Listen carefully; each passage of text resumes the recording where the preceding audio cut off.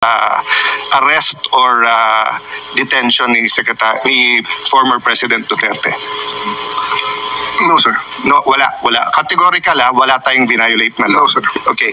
Can I read to you Republic Act 7438, an act defining certain rights of person arrested and detained under custodial investigation, as well as the duties of the arresting, detaining, and investigating officer and providing penalties for violation thereof. Section F, any person arrested or detained arrested, detained, or under custodial investigation shall be allowed visits by or conference with any member of his immediate family or any medical doctor or priest, minister chosen by him or by any member of his immediate family or by his counsel. I saw the video, sir. President Duterte was asking for his own doctors. Ang sabi niyo, hindi, may dala kayong doktor na colonel. Tama po ba? That's one part, sir. Yes, so you did not allow him to bring in his own doctor. There's another video that will show that he has his doctors from the Cardinal Santos. Yes, and he was saying kulang yon kasi ano pa sila, di ba? Yung iba pang doctors, pero hindi na pinayagan. There's videos from outside, yung ibang gamit, etc. Correct, sir? So, you can answer. Hindi to yes or no. So, to your point, did you allow all of his doctors in or no? Sir, we have substantial doctor. I think we have complied with 7438, sir. Okay, it doesn't say here substantial. It says here... 7438, sir. No, sir. Ang sabi kasi dito, his choice. Hindi nyo choice. Hindi nyo choice i-limit yung doctors niya. Ang sabi nyo substantial. So, I will clarify. Were there doctors that he requested you did not allow in? Yes, I was not aware of that, sir. Okay, you're not aware kung meron pinapasok o wala. Kung meron siyang ibang additional doctors. But I saw the video wherein you're saying 2-star, ako na nagdedesisyon, I will not allow VP Sara in. Tama? Yes, sir. Okay, hindi ba siya anak? Ang nakalagay dito, the person's immediate family shall include his or her spouse, fiancé, parent or child, brother, sister, grandparent, grandchild, uncle, aunt, nephew, niece, etc. Ang penalty nito ay 4 na taon nata na kulong. Penalty clause. Any arresting public officer, employee, or any investigator who fails to inform any person arrested, detained, or under custodial investigation of his right to remain silent and to have competent penalty of not less than 8 years. Ito, sa letter B, any person who obstructs or prevents any of his lawyers, any member of his family, or person arrested, detained, medical doctor or priest of his choice 4 years. So, sir, you prevented VP Sara from entering. At the outset, sir, maraming salamat sa pagbigay sa akin ng pagkakataon na ito para maklarify yan, sir, dahil nung first hearing natin, sir, ay palagay ko na-explain na lahat yan, sir, at nagkaroon ng napakaraming mga... Nung first hearing, sir, ang pinag-usapan kasi doon na lawyer, ako, upon looking at the Constitution, kaming mga senador, we cannot appear before the court but we can practice. Pero ang presidente, vice president cannot practice. So kasama na ako doon at yung ibang nagsabing abogada. Pero nung nakita ko tong batas na to, nakalagay, pag anak, you cannot stop them from visiting.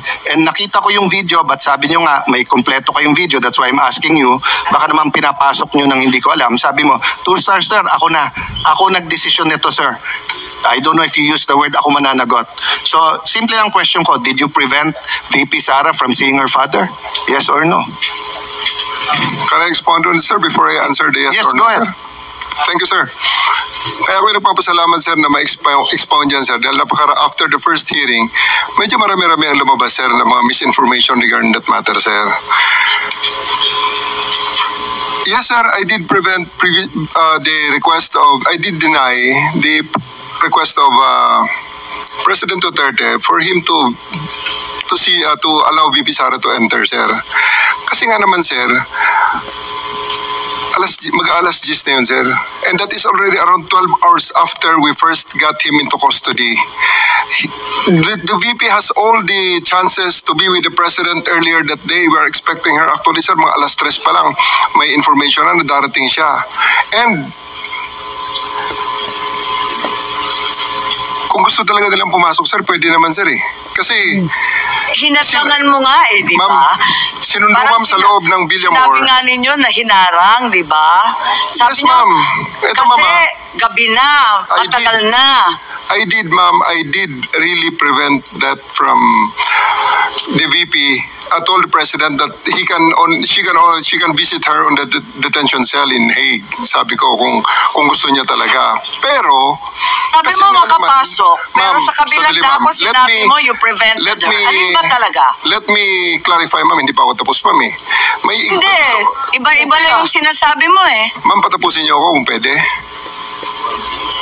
Kung pwede, ma'am. Okay lang. Kasi Madam ma'am, Chair, meron tayong... I think the resource person is, If you will allow me. Sir, if you will allow me. Sir, yaw. Okay, sir. Kaya nga, but please. eto sir ah.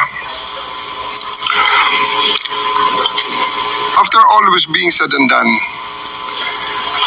yung sasakyan ni Hanilet, sir, and 5 other vehicles, nakapasok at sinundo sila, sir. Ang eroplano nasa bukas pang pintuan, sir. So, yan, sir, ang isang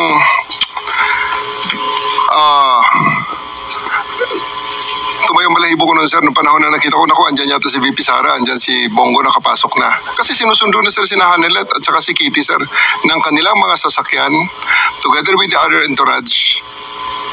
Bakit nila sumabay dun, sir, sa tarmac? Bukas pa naman, sir, ang pintuan.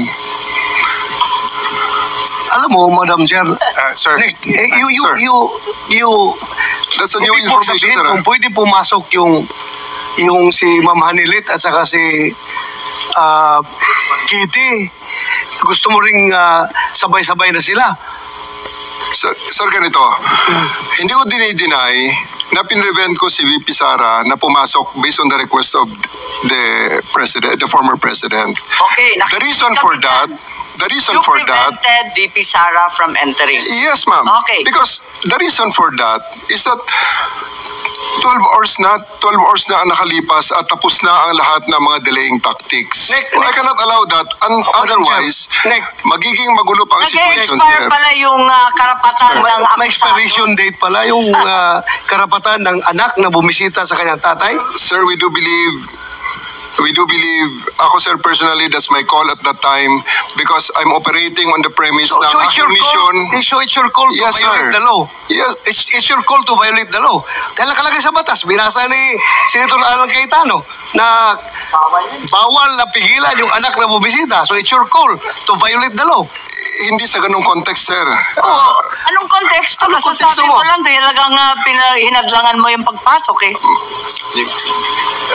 Mr. President, I won't belabor the point kasi sinagot ko naman, sir, yung tanong ko. Kasi nga, going back to Ambassador Lacanilao, that's a violation of the law. If you look at the law, it says arrested, detained, and custodial investigation. Kung arrested lang to, baka may lusot, 12 hours, 6 hours, matagal na. Pero ang nakalagay sa law kasi, you cannot deny pag arrested, detained, and custodial investigation. No if, no buts tong batas na to because nga, in the past, lalo pagka wala pa namang internet masyado nito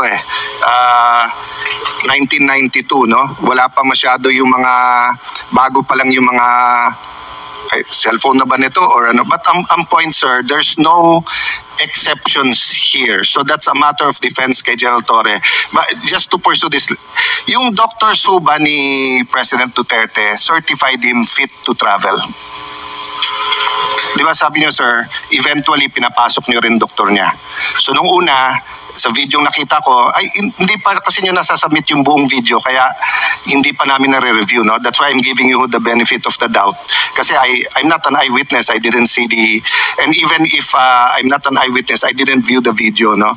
So dun sa nakita ko kasi, you were denying, the President was saying, you have to make sure I'm fit to travel, and then sabi niya, doktor ko, ang sabi niyo, may doktor na dito, it was a police or military colonel.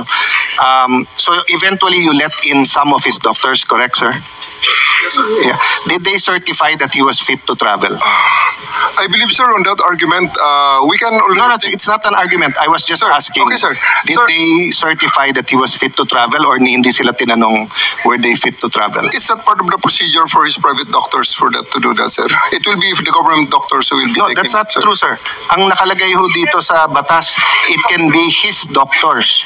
Magiging inutil yung batas if you invite your doctors and then they cannot certify. So, ang mangyayari nun, if they certify hindi pwede, sinertify ng gover doctor pwede, korte ang magsasabi at kakasuhan yung doktor na nagkakamali. Hindi mo pwede basta't i-replace ng government doctor yung, so like now, no? If anyone here biglang nag-faint at sinabing hindi na siya pwedeng mag-appear dito, we have a Senate doctor. But if it's the doctor of the witness who tells us, we cannot immediately judge on the two. Kasi even dito po sa surrender, may mga tanong about being fit to travel na ang nakalagay nga and even yung baka mapahamak yung kapitan kasi kung titignan niyo po yung yung Yes. pinirmahan ng kapitan, sa pinirmahan niya po may nakalagay doon Saan yun?